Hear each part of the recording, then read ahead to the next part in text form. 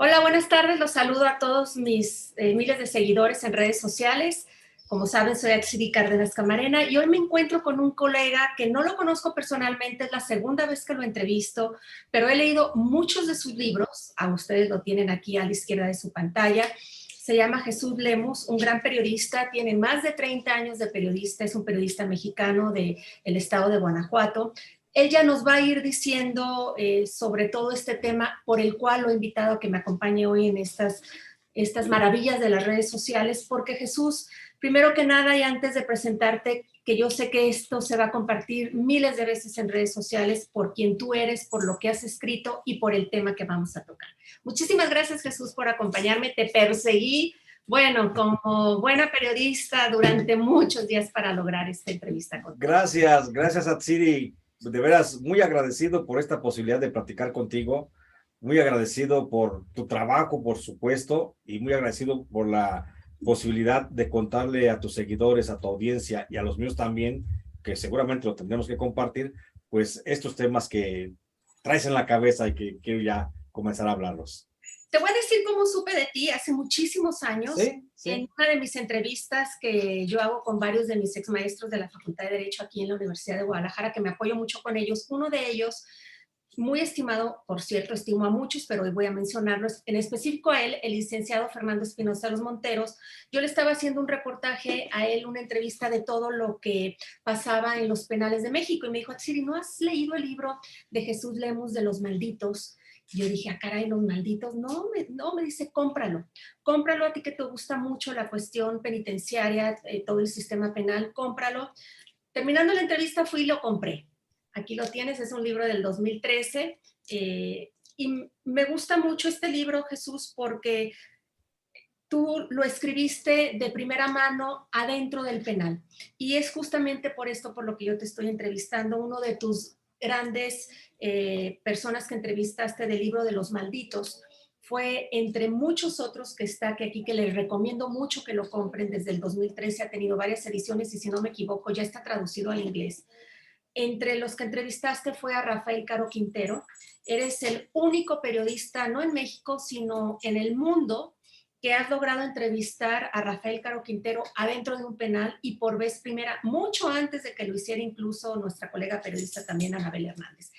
Pero ¿cómo es que tú llegaste al penal de máxima seguridad de Jalisco, que es ahí donde tú lo entrevistaste, y porque estabas detenido? Quiero que me hables de esa injusticia que te hicieron, Jesús. Claro que sí, Atsiri. Creo que es importante hacer la referencia del contexto de cómo es que yo llego a la cárcel para poder desembocar en cómo fueron mis pláticas con Rafael Caro Quintero. Yo no las podría llamar técnicamente entrevistas porque no tuve la posición de ser un periodista yo en ese momento y él un entrevistado. Fui un reo como él, y entonces yo pues no me atrevo ni siquiera a clasificar esto ahora como entrevistas, pero sí son técnicamente entrevistas, pero en el estricto sentido de la palabra, pues no lo fueron, pero fueron pláticas. Bueno, el caso es que yo cuando comenzó la administración de Felipe Calderón, tú lo habrás de recordar, diciembre del 2006, a 5 días que se había tomado posesión, se llevó en México, en todo el territorio nacional, un operativo que fue el inicio de la guerra contra el narco.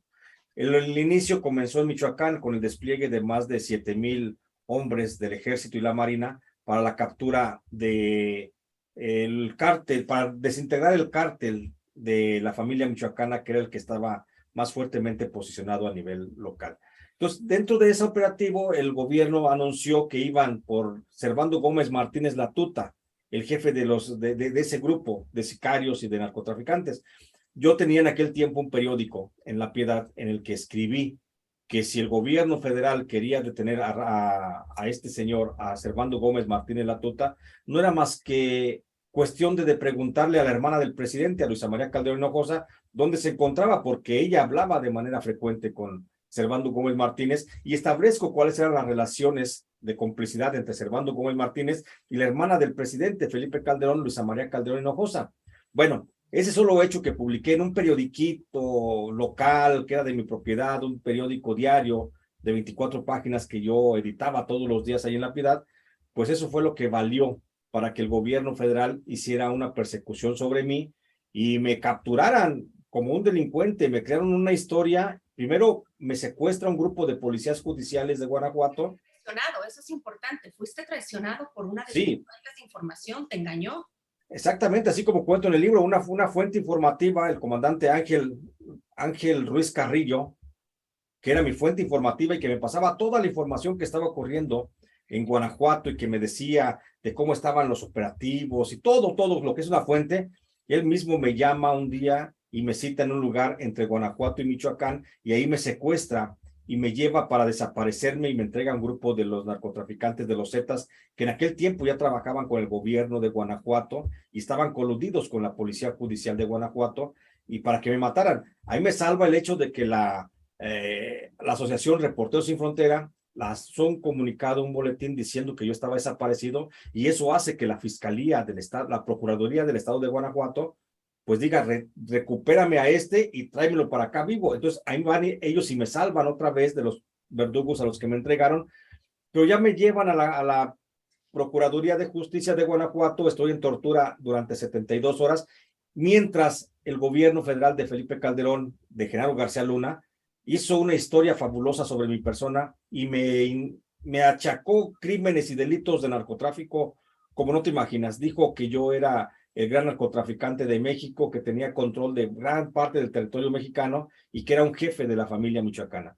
Bajo ese señalamiento, el Ministerio Público termina por recluirme en la cárcel federal de Puente Grande y ahí es donde voy a parar, ahí donde estaría los siguientes 3 años y 5 días en la cárcel federal de Puente Grande y donde me relaciono con grandes narcotraficantes y grandes criminales de los que menciono en este libro de los malditos. Sí, tú entrevistas a muchos y bueno, entre lo que a mí me llama mucho la atención como periodista y ya casi para entrar de lleno al tema de las declaraciones o de las conversaciones que estuviste con Rafael Caro Quintero y por qué lo mencionamos mucho y es objeto justamente de esta plática que entre tantas cosas que tienes me hiciste un gran espacio, es la forma, Jesús, en que tú empiezas a sacar estos escritos, porque estabas en un penal de máxima seguridad, el número 2, que ya lo cerraron en el 2020, en el otoño del 2020, justamente del que se fugó el Chapo Guzmán, pero tú sacabas todo lo que tú recordabas como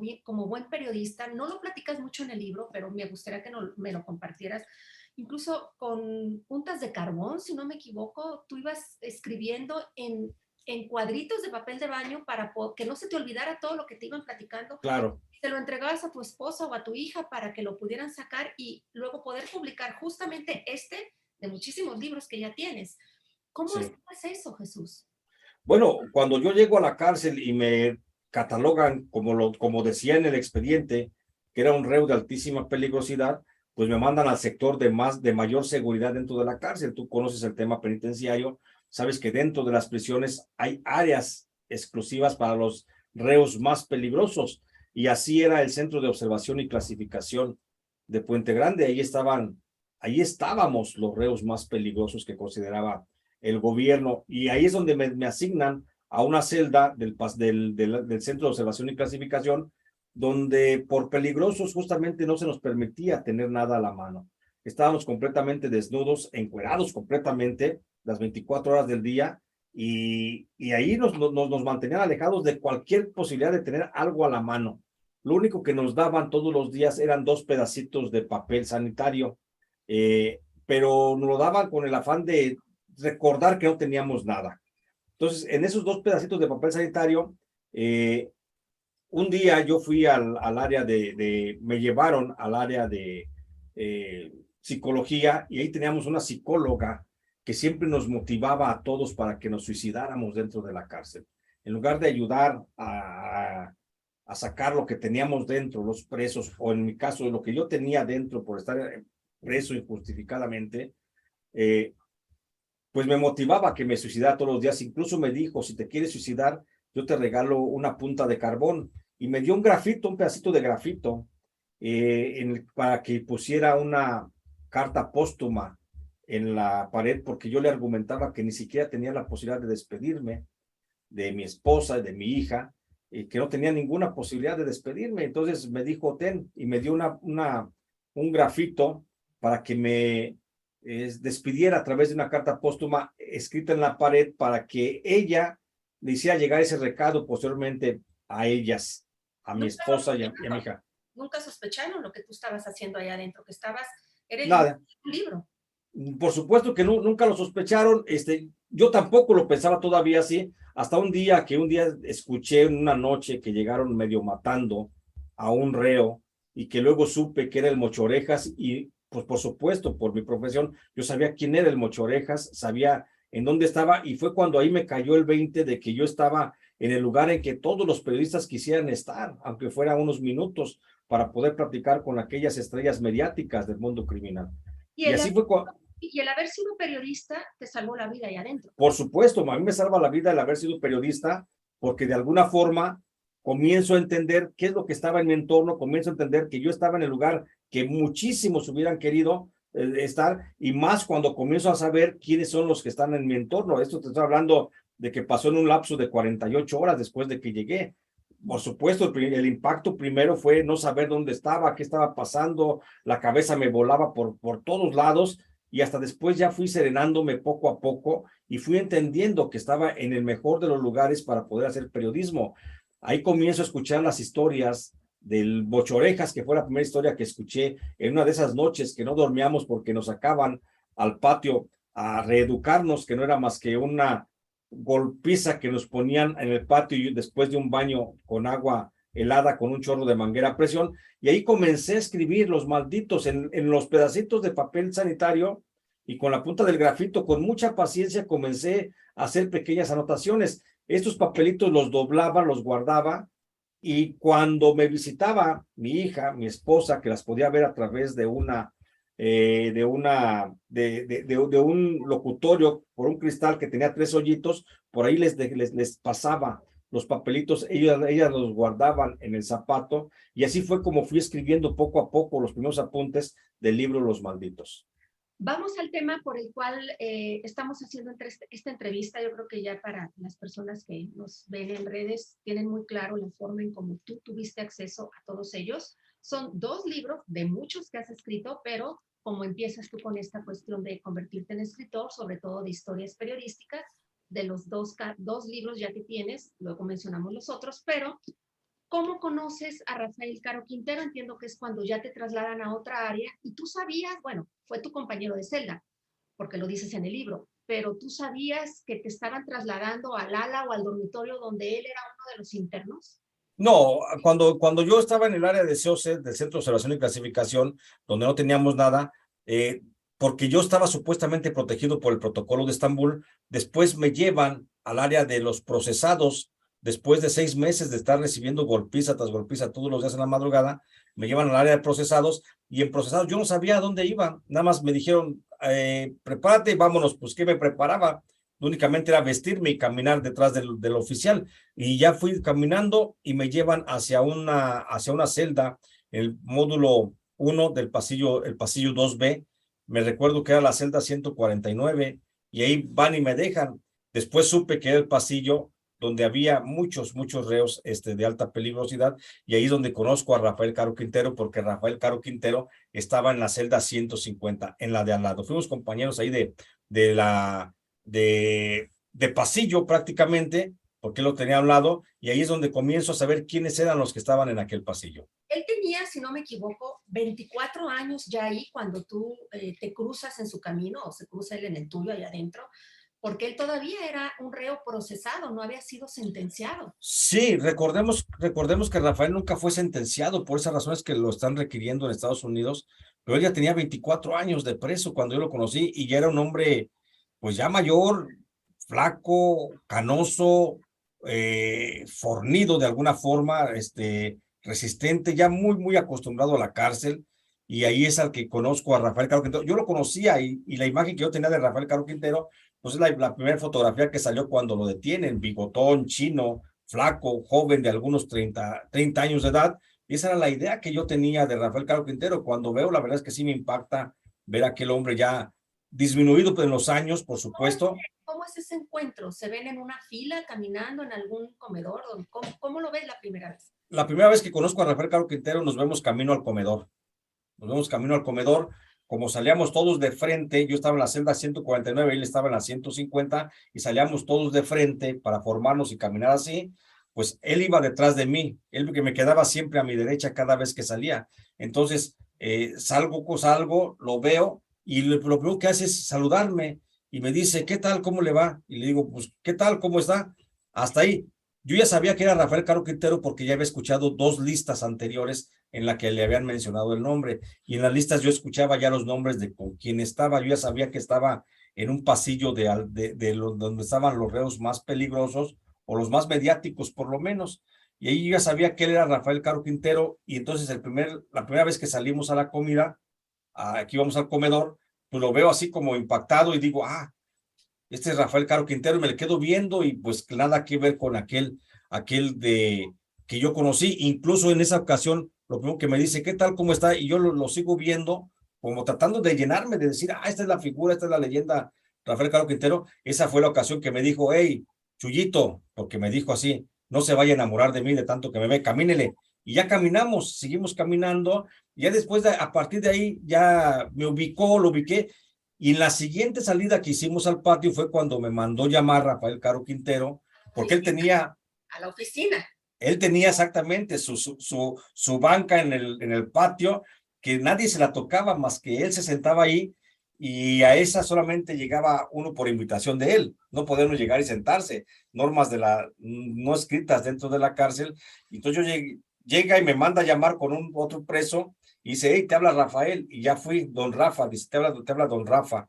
Ya fui y le dije, a sus órdenes, señor. Y ya me dice, siéntese, quiero platicar con usted. Y en esa ocasión me comienza a preguntar Rafael que quién era yo, que a qué me dedicaba, que si con qué grupo, con qué cártel estaba, con qué grupo trabajaba, que qué me detuvieron, cómo cuando me tuvieron, con qué me agarraron.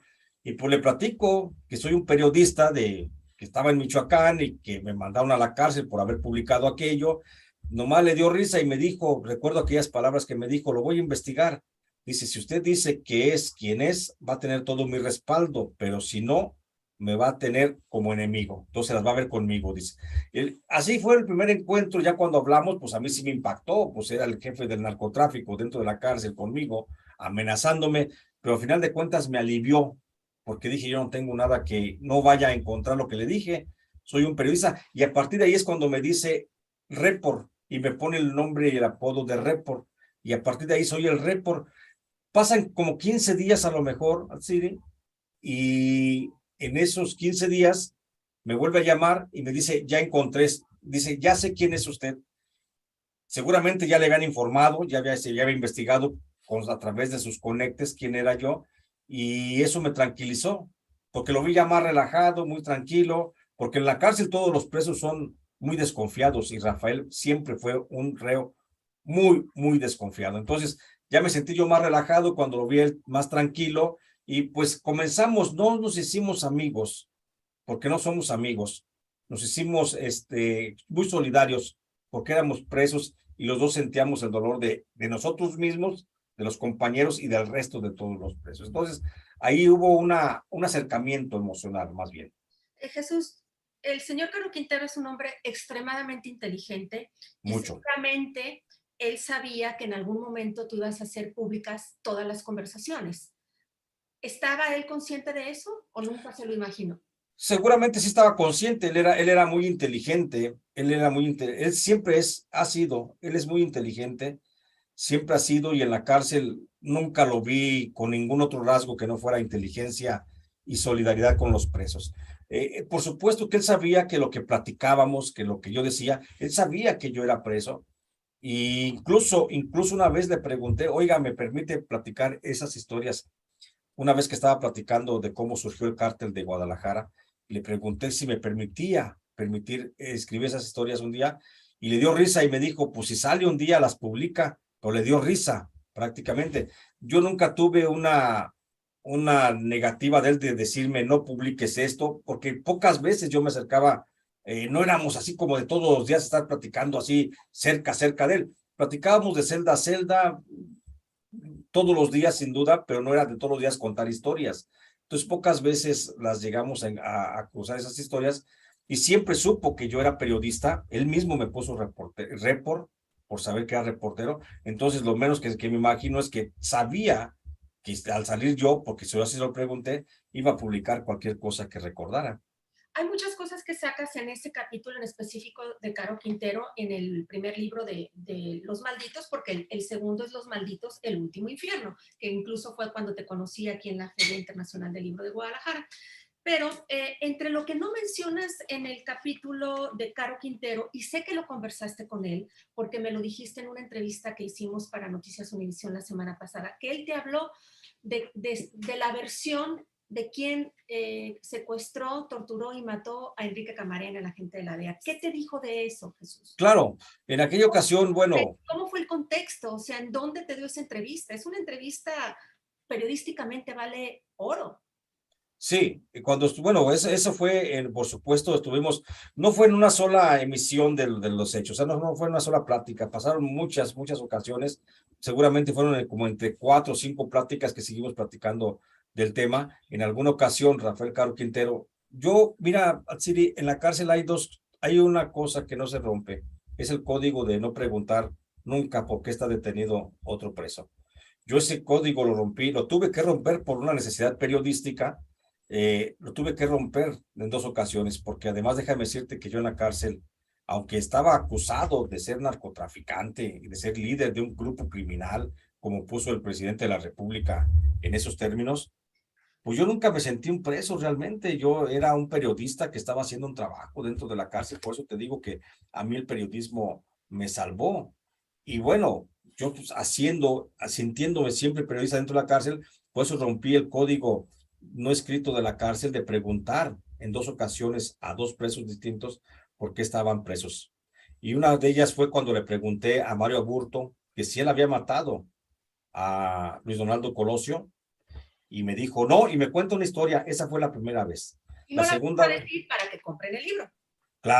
claro, ahí viene la historia que me cuenta Mario Aburto, que por supuesto también niega que él haya asesinado a Luis Donaldo Colosio, y establece una serie de teorías que seguramente va a ser lo que le va a dar la salida de la cárcel dentro de poco, pero ahí está ya contenida en ese libro que escribí en el 2013. A la otra persona con la que rompí el código de no escrito de la cárcel fue con Rafael Caro Quintero. ¿Y qué te dijo de lo de Kiki Camarena? Le pregunté y la primera ocasión me dijo, yo no maté a Kiki Camarena, dice, lo mató la CIA. Y me comienza a platicar algunas cosas, así como muy aisladas, de que había un agente de la CIA que trabajaba con el gobierno de México, y que ese agente de la CIA, que se llamaba Félix Rodríguez, fue el que realmente secuestró, torturó y asesinó a Kiki Camarena. Y esa versión luego la va ampliando con más lujos de detalle, cómo fue la detención, dónde estaba él, una serie de cosas que se van dando ahí en esa plática, a lo largo de 4 o 5 ocasiones que nos sentamos a platicar, que yo ya estaba bien picado con esa historia, bien picado, porque como dices tú, es una versión que no se ha conocido por parte de ningún periodista. ¿Y por qué no la pusiste en el libro, Jesús? Porque todavía no era el tiempo, todavía no era el tiempo de poner esa historia de Rafael Caro Quintero en el libro. Él todavía estaba sometido a proceso. Salió justamente en el mes en que yo estaba haciendo promoción de ese libro, y porque estoy trabajando además esta historia para un texto más amplio. Por eso la aparté y dije, esta historia la voy a platicar, por supuesto, en otro contexto y en otro momento que se va a dar la historia. Yo todavía pienso que todavía no es el momento de contar esta historia que surgió o que surge a partir de Rafael Caro Quintero, porque todavía yo estoy haciendo la propia investigación del tema, Atsiri, entonces todavía no puedo decir y confrontar la versión de Rafael Caro Quintero con una versión periodística realmente obtenida a través de documentos. Entonces, por esa razón no la publiqué.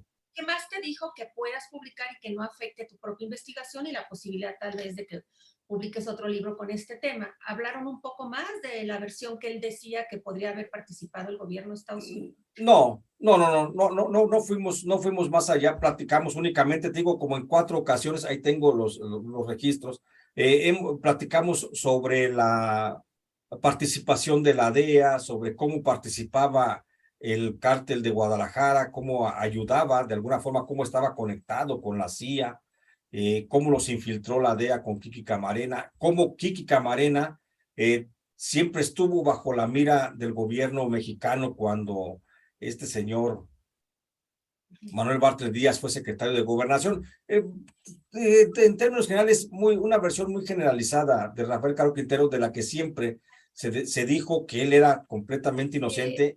¿Te dijo algo más o lo quieres guardar para tu libro o tu posible libro? Bueno, todavía no estoy decidiendo si voy a hacer un libro o no sobre el tema. Estoy haciendo una investigación.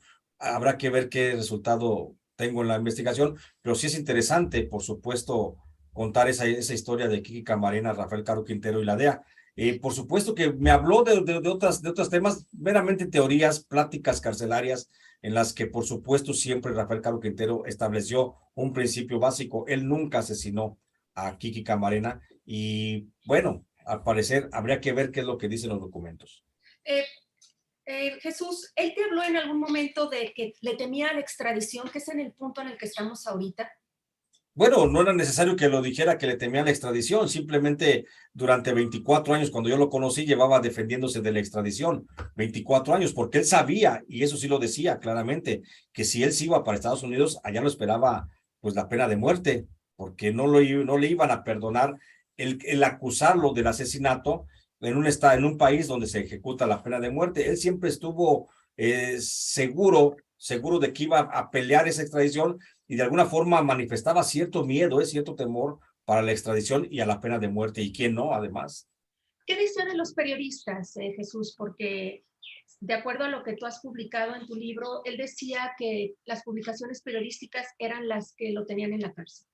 Él siempre refirió que él tenía cierto recelo hacia los periodistas, incluso debe de tener mucho recelo hacia los periodistas porque él siempre los calificó a muchos periodistas como mitoteros, como argüenderos, como que estaban metidos en lo que no debían. Nunca consideró el ejercicio periodístico como una profesión, a final de cuentas. Me lo llegó a decir a mí que los periodistas eran muy mitoteros y que por eso les pasaba lo que les pasaba, haciendo tal vez alusión a que muchos ya habían muerto para entonces. Pero él siempre reconoció que era por causa de los periodistas, por lo que él se había hecho más grande el mitote, que él decía, se hizo más grande el mitote y ahí lo tenían a él, por lo que él de alguna forma responsabilizaba a los periodistas, refiriéndose a los medios en general, de que los Estados Unidos estuvieran insistiendo en su captura. Y no dudo que tenga un gran odio justamente hacia los periodistas justamente hoy.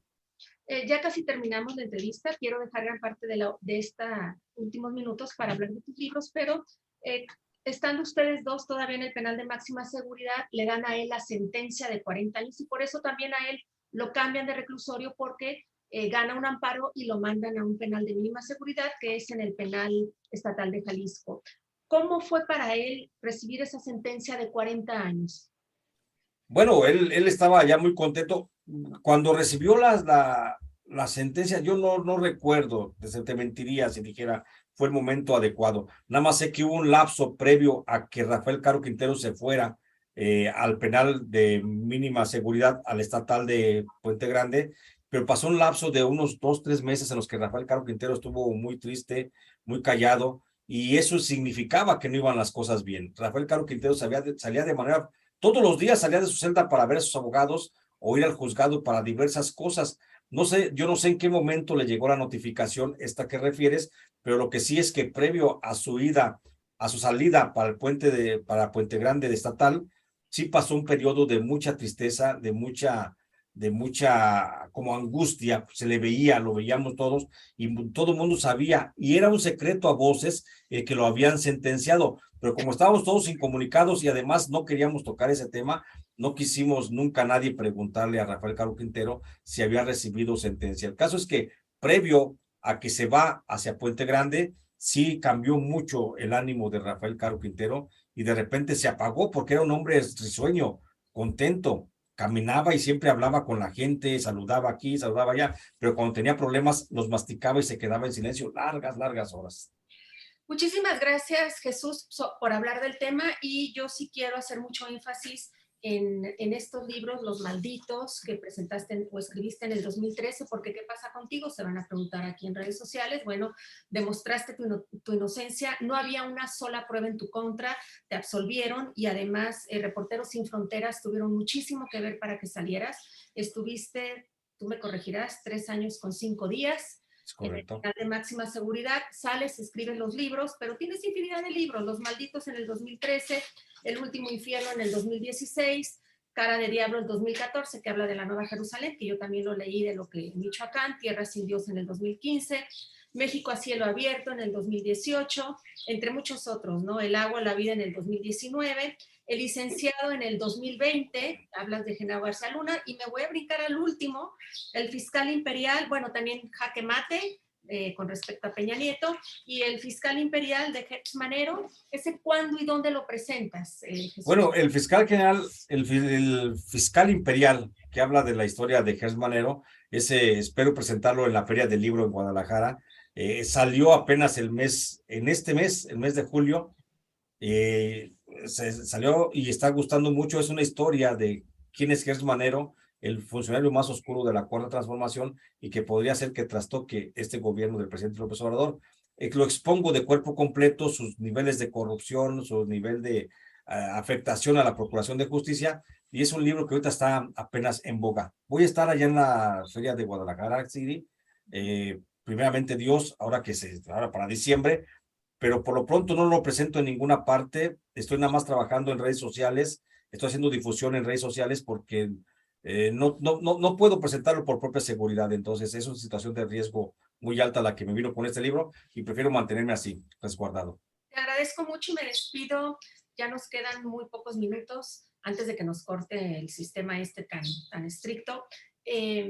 Reconociendo tu labor como periodista, y creo que tú eres el primer periodista que has documentado, porque hay muchos periodistas previos a ti que han sido amenazados, asesinados, pero tú has podido documentar y has hecho un trabajo extraordinario, y con todo estas entrevistas que has hecho a las personas que han estado privadas de su libertad, a pesar de estar en los peores momentos personales, pudiste sacar la casta como periodista, y es por eso en donde estás ahora con tanto libro y con tanta admiración del gremio a nivel internacional, Jesús. Gracias, Atsiri. La verdad es que pues hago lo que me corresponde hacer, lo que hubiera hecho cualquiera en mi situación, creo que lo estoy haciendo. Entonces, yo me siento muy contento de poder aportar un poquito, un granito más a la historia de México y hacer nuestro trabajo periodístico desde la independencia. Y agradezco mucho que haya periodistas como tú, mi querida Atsiri, que están preocupadas siempre por estos temas. Muchísimas gracias, ya nos van a cortar, y gracias, Jesús. Hasta la próxima. Gracias, Atsiri. Hasta luego.